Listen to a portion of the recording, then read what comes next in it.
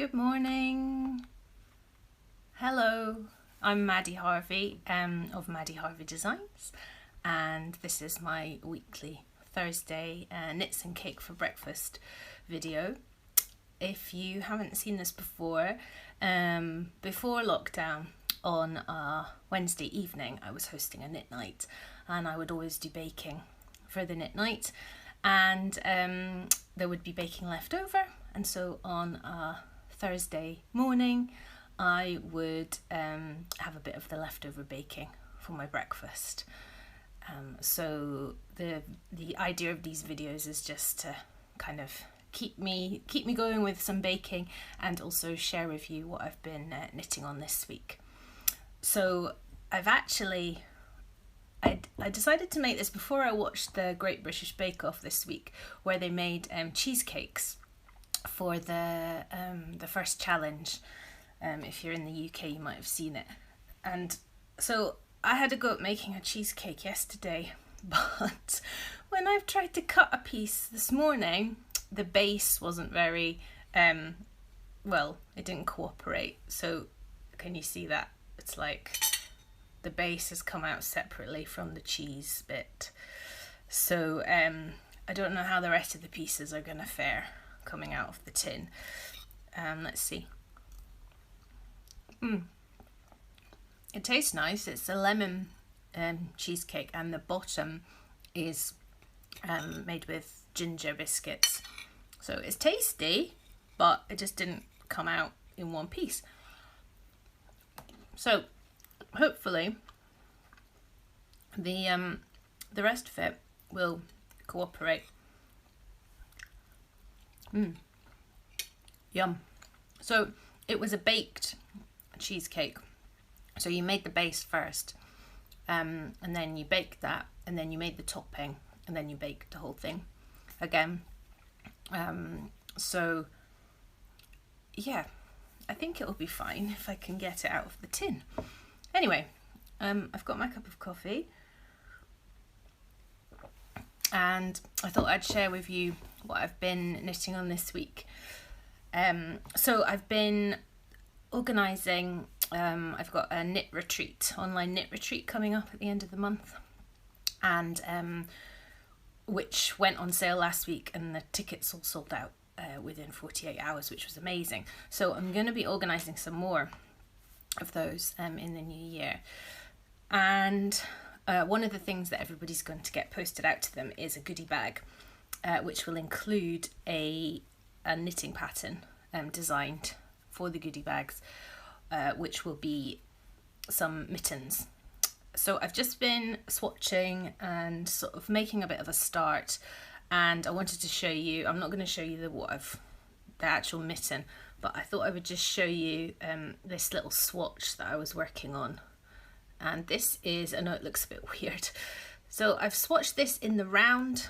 I don't know if you've ever done this before, but you basically, instead of swatching it actually working in the round, where you would need to cast on quite a lot of stitches and then put it either on double pointed needles or on a circular needle, then you would knit in the round, but you'd need to cast on quite a lot of stitches to do that. So this is a way of knitting in the round, which means you don't have to do that. You can kind of knit flat. And what you do is you knit a row, and then instead of turning, you stay on the right side, but you bring the working yarn around the back, and then you start knitting on the right side again. So you have to slide the work along your double pointed needle. And what I do, so these floats across the back are not too tight, I kind of wrap it around some fingers, and then I start working on the front again. So I've swatched this flat, but as if it was in the round, and this is actually the thumb gusset. So that's why it's a triangle, because it's increasing to fit around the thumb, and these are just the edge stitches there. So I was trying to work out how to carry on this patterning, which is in the main part of the mitten, on the thumb, and whether that was possible or not, or whether just to do something else on the thumb. but I've decided, I think I've worked out how to get the patterning to work, and so I think the thumb is going to have the same patterning as the rest of the mitt, which I think will help make the whole thing look more cohesive. So that's a little swatch that I've been working on. So hopefully I'll be able to show you the mittens soon when they're finished, and maybe I'll have to wait till after the retreat day. So that's been occupying a lot of my time. I think I have knitted this 4 or 5 times, and most of a mitt and various cuffs and things, all the sort of elements. So rather than knitting the whole thing in a oneer, I've been knitting elements of it separately. So hopefully it'll all come together when I start the actual samples. All those elements will come together and they'll all be spot on. I did make an Instagram post yesterday about perfectionism in knitting, and whilst I am not always a very perfectionist when I'm actually knitting whole things, you know, shawls and jumpers and stuff, if I'm swatching for a design, I am pretty perfectionist, and I do keep swatching until I get it absolutely spot on, because if I don't, it just bugs me, and I always think, oh, it could have been better. And also, you know, it's worth taking the time when you're designing something to make sure that each element is right before you start on the final sample. So that's been occupying a lot of my time, thinking about thumb gussets. And last week I showed you this cowl that I had been working on, that I had on the needles for a really long time, and I finally thought, oh, I'm going to finish this. So last week I blocked it. So it's knitted sideways but in the round, so this is like a double layer. And I decided to block it before I joined the two edges together. So I put blocking wires up each side and kind of pulled it out a little bit, because some of the yarns, although I used this dusky pink here all the way throughout, some of these fingering weight yarns were a little bit thicker than others. So some bits were it was a bit uneven on the edges, so I just put blocking wires in on each side and straightened it out. And then I joined it together. It's actually quite hard to see. It has got a little bit of a bump here. I think it could do with another block maybe just to fix that. But I joined it together here using, I grafted it. So I used actually Kitchener stitch but done in garter stitch. I used a great tutorial from Woolly Wormhead's website to do that. So I've written the pattern up, and actually I've written it so that you don't have to do that kind of join, just to make it a bit simpler. And that one is going to be a free pattern for people who are on my mailing list. So if you're not already on my mailing list and you would like this, there is a link, either if you're watching on Instagram, it's in my profile, or if you're on Facebook later, it's in my pinned post, or if you're watching on YouTube even later, it will be in the down bar there. But this would be a great one for if you've got an advent calendar, yarny advent calendar, or if you've got some little scraps that you want to use up, because you can use, you know, any amount, little leftover of yarn. Yeah, and you can make it, this is just a single loop, but the pattern's written to give you instructions for making a double loop, or, you know, you could make it any size that you wanted really. So I've called it the SOS cowl, with SOS standing for Scrappy Old Shale. So Old Shale is this lace patterning here, and it's scrappy because it uses up little scraps. I really used, these were 5 gram scraps, these coloured ones, and then I think I've used about 30 grams of the dusky pink. Yeah, I've got some left over. So I thought that it would be interesting for me to show you about ordering, some tips about ordering scraps or mini skeins for doing a project like this, especially if you've got quite random things in your stash that you want to use up. So I have dragged out some mini skeins here, from my stash. A little caveat, I have been collecting these for quite a wee while. They are all Mini-Skeins from Botanical Yarn. And so in that sense they're all from the same dyer, so you would expect them to have a bit of similarity between them. And I'm going to show you how different ways that you might choose to order them if you're doing a kind of scrappy project or a Mini-Skein project, or if you've got an advent calendar and you're not wanting to use it straight out of the pockets, if you want to wait until you've got all of them or a few of them unwrapped before you decide.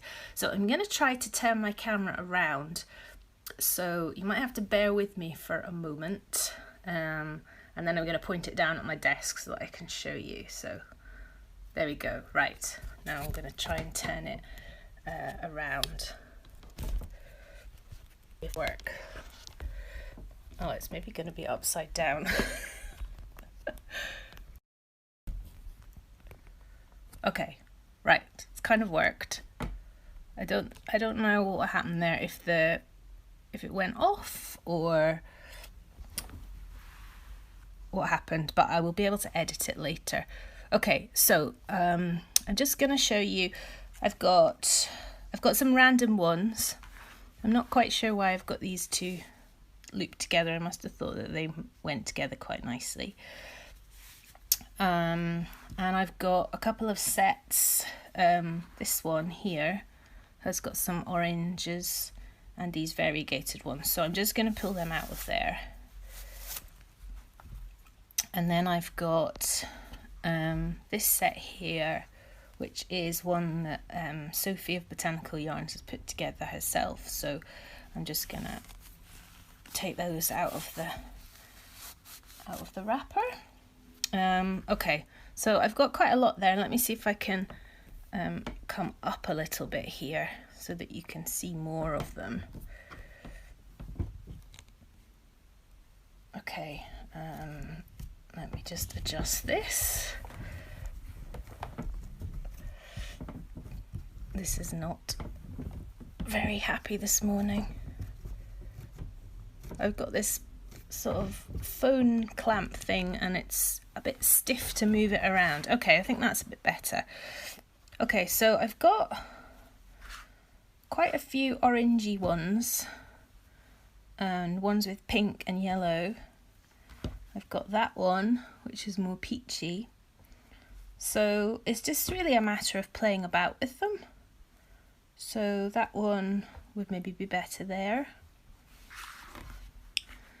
And that one is more orangey, and then I've got that one which is even more orangey.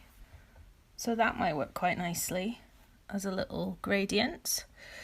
And once you've got something that you think looks quite nice, take a photograph of it, because then you will remember, because you always think you're going to remember what order you're going to make everything in, and then you forget, or I forget anyway. So taking photographs of stuff is really good. That one is maybe a bit too green, so perhaps that's a bit better, and maybe this is a bit funny. That one might be better there.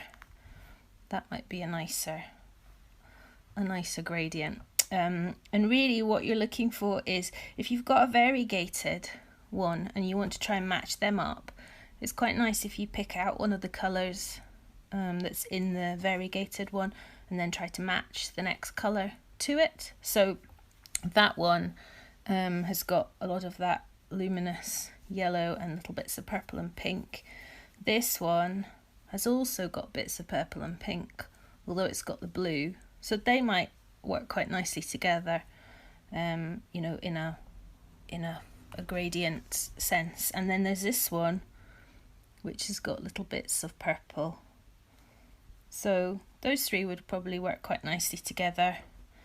And then that one has got a touch of purple about it, so I might bring in one of these purples. That one's maybe a bit dark, so perhaps that one. So you're just playing about with them really until you get an order that you think looks good. And what you might find is actually once you've got them wound up, balled up, they'll look different again. I'm always astonished at how if you have something in a skein, it can look quite different between the skein and when you have it balled up, and then again when you knit with it. So I guess if you really wanted to check, you could knit a little swatch with them next to each other, striped or something like that. And I've got other purples here that I could add in. That's a bit of a cooler purple and that one's a bit warmer, so those two maybe go together a bit better. So it is just a matter of laying different yarns next to each other and trying to find something that they've got in common, and then you can make a progression or a shade. Yeah, so hopefully that helps, and just keep taking photographs, and you'll find something that goes. So I'm going to finish up there. I'm not going to attempt to try and turn my camera back round, but I'll be back on Instagram Live at 10 o'clock next Thursday morning, and I also share, when I edit the video, I add subtitles, and the automatic subtitler that I use always thinks I've said something rude or silly, and I share those outtakes in my stories, so look out for those later if you want a good laugh. Okay, thanks, bye.